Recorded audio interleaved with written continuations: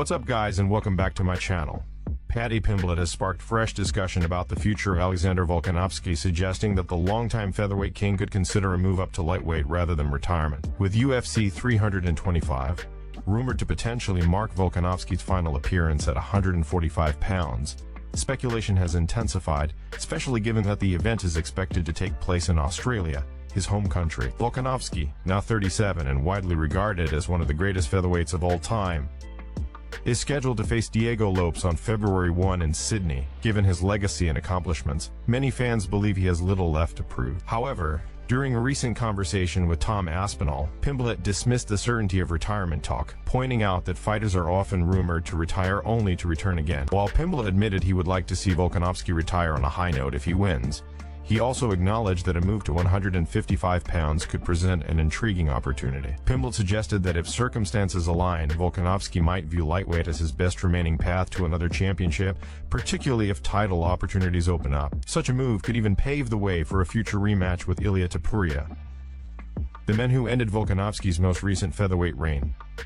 Though Pimblett emphasized that many factors would need to fall into place for that scenario to become reality. As Volkanovski approaches 38, the retirement rumors are understandable. Still, Pimblett believes the champion's competitive drive may keep him chasing new challenges. During the same discussion, Pimblett also took a verbal jab at Movsar Evloev, criticizing what he described as an overly conservative, wrestling-heavy style, one he suggested lacks excitement for fans. Whether Volkanovski chooses retirement, defends his legacy, or pursues lightweight gold, his next decision could have major implications across multiple UFC divisions. Before we jump into the next story, we have a small favor to ask. If you're enjoying the content, please give this video a like, subscribe to the channel, and tap the bell icon. It really helps us out and ensures you will never miss an update. Moving on to another news, Della Maddalena has built a strong reputation as one of the UFC's most entertaining fighters, thanks to his aggressive pressure, sharp boxing, and consistent willingness to engage. However, the Australian recently raised eyebrows after offering a blunt assessment of his high-profile fight with Islam Makhachev, describing the contest as a bit boring. Since joining the UFC, Della Maddalena has won over fans with his forward-moving style and dangerous striking. While he has shown the ability to go the distance, he also racked up multiple finishes early in his run, including 5 stoppage victories before capturing the welterweight title from Belal Muhammad in May of last year. During a recent appearance with popular streamer Neon, Della Maddalena reacted to fan praise, suggesting his fights are never dull. While acknowledging that most of his bouts are entertaining, he admitted that the matchup with Makhachev was tougher to enjoy from a fan perspective,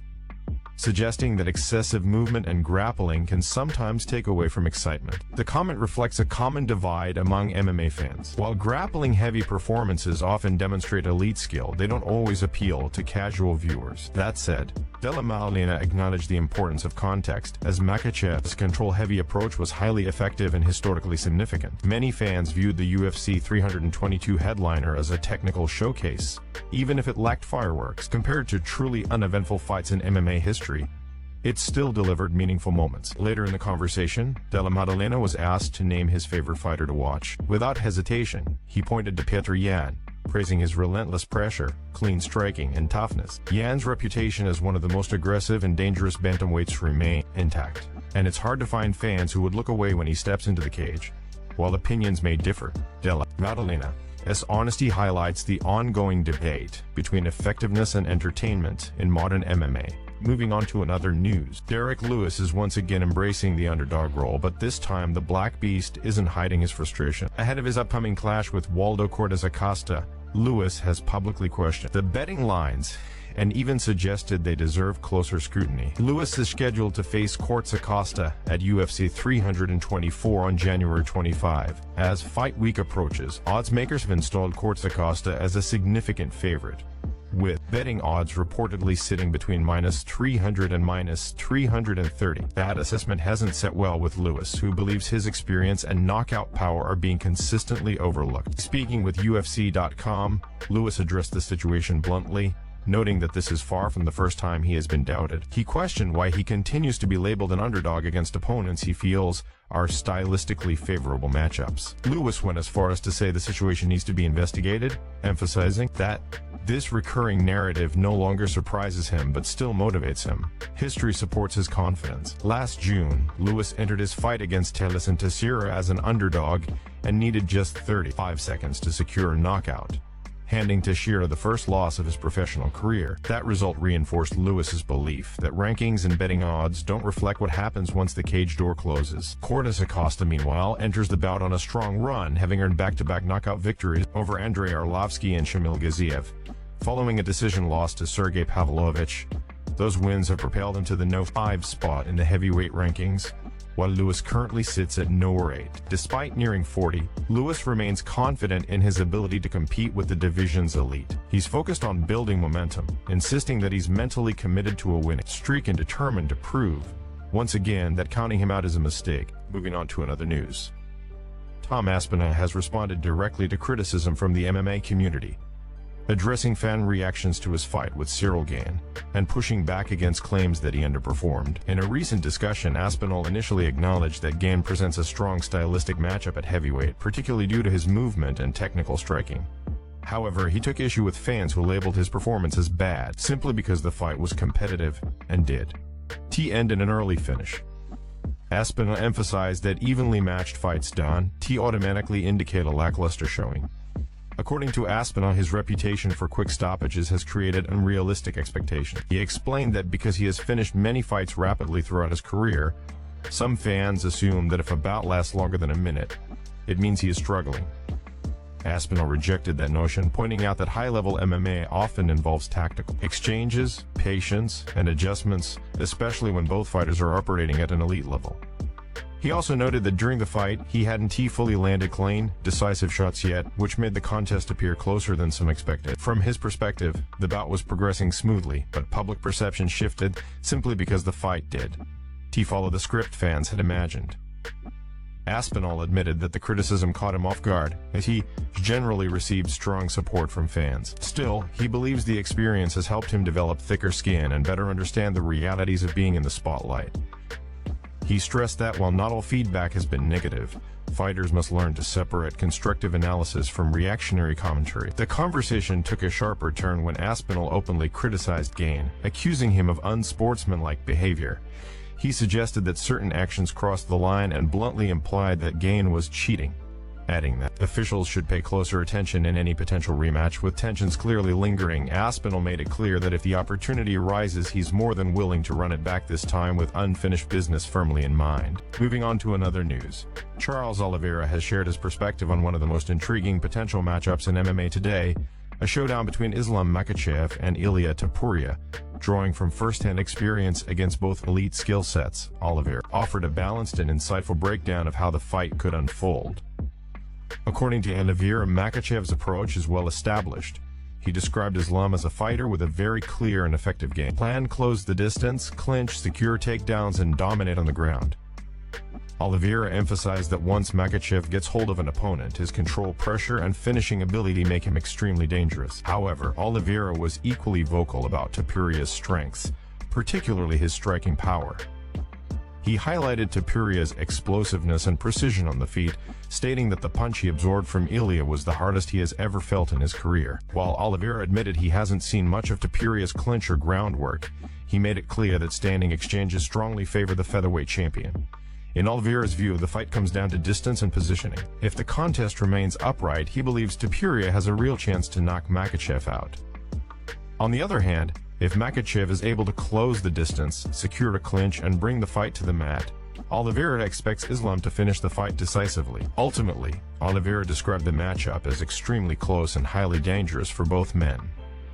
He noted that Makhachev's biggest challenge would be getting inside safely, as closing the distance against a powerful and accurate striker like Topuria carries significant risk. With contrasting styles, championship pedigrees, and high stakes, Oliveira believes this potential clash represents a true crossroads fight, one where a single moment could decide everything. Moving on to another news. Justin Gaethje has found himself at the center of controversy just weeks before his interim title fight at UFC 324 against Paddy Pimblett. Reports emerging from his training camp suggest a tense sparring incident that has quickly become a major talking point within the MMA community. According to a Russian training partner who recently spoke with a local media outlet, Gaethje was dropped during sparring by a high-impact head kick. The situation reportedly escalated immediately afterward, particularly when Gaethje realized the moment may have been recorded on a phone. What followed, according to the source, was a heated exchange, with Gaethje allegedly grabbing a teammate's phone in an attempt to prevent the footage from being shared publicly. The story has drawn attention largely because it appears to violate one of the long-standing unspoken rules of MMA gyms. What happens in sparring stays in the gym. Fighters are often caught off guard during training, and publicly revealing those moments is widely frowned upon. In this case, however, the source claimed he had little reason to remain silent, suggesting that he may no longer train with Gaethje, and therefore had nothing to lose by sharing the incident. Interestingly, the fighter initially shared the story with a Russian outlet, seemingly believing it would remain a regional report. That assumption proved incorrect as the story quickly spread beyond local media and reached the wider MMA audience. When questioned directly, the training partner reportedly stood by his account, confirming that Gaethje was dropped, and that tensions flared shortly afterward. This is not the first time Gaethje's intense training style has raised eyebrows. Past training footage and vlogs have shown hard sparring sessions, including head clashes and grappling exchanges where he was briefly put in danger. While none of this guarantees anything about fight night, the reports have fueled debate about the risks of extreme training so close to a high-stakes bout. As UFC 324 approaches, all eyes will be on Gaethje, not just for his performance in the cage, but for how he responds to the growing scrutiny surrounding his preparation. Moving on to another news. Joe Rogan has once again doubled down on his praise for Olympic gold medalist Gaethje Steveson, making it clear that he believes the wrestling phenom already possesses championship-level ability despite never having competed inside the UFC octagon. Speaking on a recent episode of the GREMA show, Rogan broke down what separates Steveson from nearly every other heavyweight prospect. According to Rogan, Steveson's rare combination of explosive speed, legitimate knockout power, and world-class wrestling makes him an immediate nightmare matchup for most of the division. Rogan emphasized that it's almost unheard of to see an athlete with that level of athleticism move the way Steveson does at heavyweight. Rogan also pointed to the current state of the UFC heavyweight division, describing it as relatively shallow at the elite level. In his view, outside of fighters like Tom Aspinall, Ciryl Gane, and a potential return from John Jones or Francis Ngannou, there are only a handful of true championship-caliber heavyweights on the planet. Rogan believes Steveson already belongs in that rare group. Rogan revealed that after watching Steveson compete in an MMA bout, where he landed a left hook and immediately transitioned into a takedown, he texted Dana White with a blunt message, suggesting the entire heavyweight division should be on alert. The speed at which Steveson blends striking and wrestling, Rogan said, is something very few fighters can realistically prepare for. That said, Rogan was careful to acknowledge reality. Steveson has not yet signed with the UFC, hasn't faced elite MMA heavyweights, and still has much to prove in a division known for its brutality. Wrestling credentials alone don't guarantee success at the highest level. Still, when Joe Rogan expresses this level of excitement so early, it tends to mean something. If Steveson commits fully to MMA, Rogan believes the hype may be justified, and the heavyweight division could soon have a very real problem on its hands.